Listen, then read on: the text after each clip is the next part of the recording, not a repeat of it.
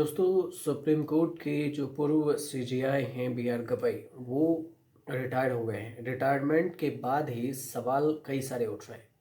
सबसे पहला सवाल तो यही उठ रहा है कि क्या बी आर गवई राजनीतिक में आएंगे, राजनीति ज्वाइन करेंगे। सबसे बड़ा सवाल ये है, और अगर करेंगे तो कौन से पोस्ट उन्हें दिया जाएगा।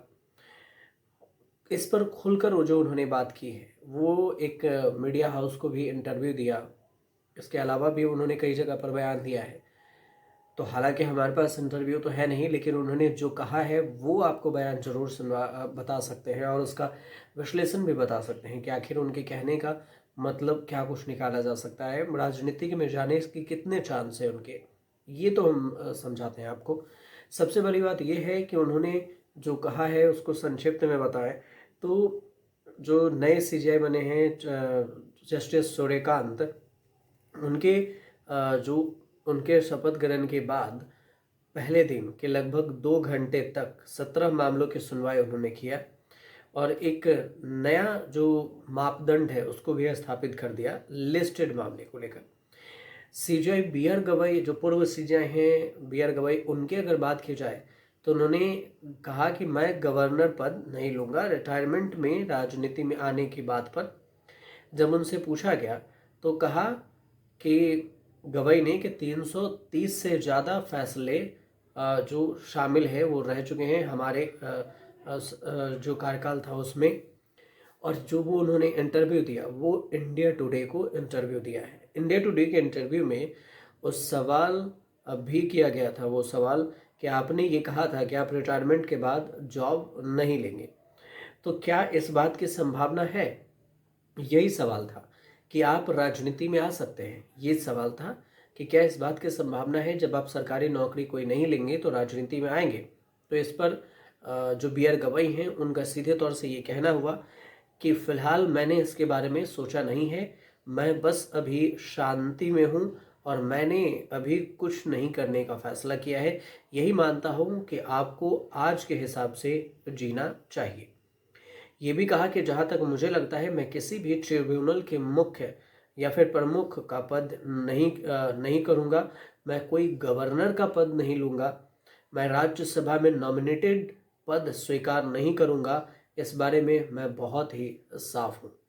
मतलब वो राज्यसभा नहीं जाएंगे, राज्यपाल नहीं बनेंगे, तो इसके अलावा क्या है कि क्या चुनाव लड़ेंगे जहाँ से उनका होम टाउन है।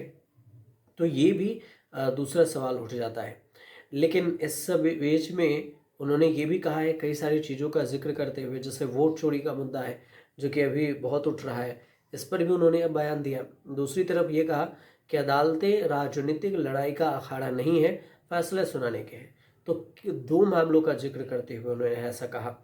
उन्होंने एक तो एआई इस्तेमाल को लेकर कहा है, जो जुडिशरी में पॉलिटिकल दखल के आरोप जैसी जो चीज़ है उसको चुनौती दिया जाता है और उसका सामना करते हुए अपने काम से संतुष्ट मैं रहा, ये भी है।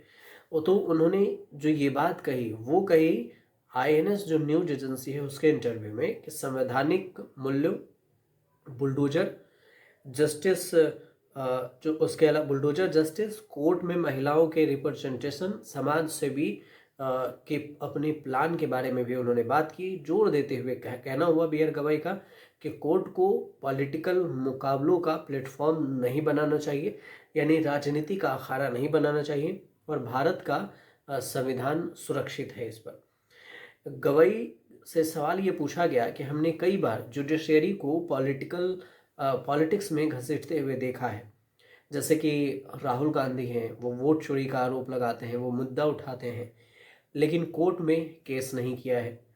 तो क्या आपको लगता है कि जुडिशरी को बेवजह पॉलिटिक्स में घसीटा जा रहा है, ये सवाल पूछा गया था। इसके जवाब में जो बी आर गवई हैं उन्होंने जो कहा है वो भी आपको बताते हैं। वो उनका कहना है कि मैंने हमेशा से कहा है कि कोर्ट को पॉलिटिकल लड़ाई का जो जरिया है नहीं बनाना चाहिए। जुडिशरी का इस्तेमाल पॉलिटिकल लड़ाई के लिए नहीं किया जाना चाहिए, ये वोटर्स के सामने खड़े किए जाने चाहिए। ऐसे कई मामले हुए हैं जहां नेताओं के खिलाफ केस दर्ज किए गए हैं।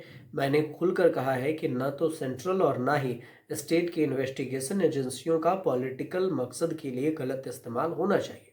ये बात कही। बी आर गवई का ये भी कहना है कि अपने कार्यकाल के दौरान मैंने ऐसे 2 केस देखे हैं। एक कर्नाटक के सीनियर नेताओं से जुड़ा हुआ केस था, जिन पर एनफोर्समेंट डायरेक्टर जो ईडी है उसकी कार्रवाई हुई थी, और दूसरा रूलिंग पार्टी के एक एमपी से जुड़ा हुआ था, मतलब बीजेपी से जुड़ा हुआ। दोनों मामलों में मैंने ये साफ कर दिया कि इन्वेस्टिगेशन मशीनरी का इस्तेमाल पॉलिटिकल हिसाब बराबर करने के लिए नहीं किया जा सकता, और मैंने दोनों मामलों में राहत दी, क्योंकि पॉलिटिकल झगड़े लोगों के सामने सुलझने चाहिए, कोर्ट में नहीं सुलझने चाहिए। ये बी आर गवई का बयान था।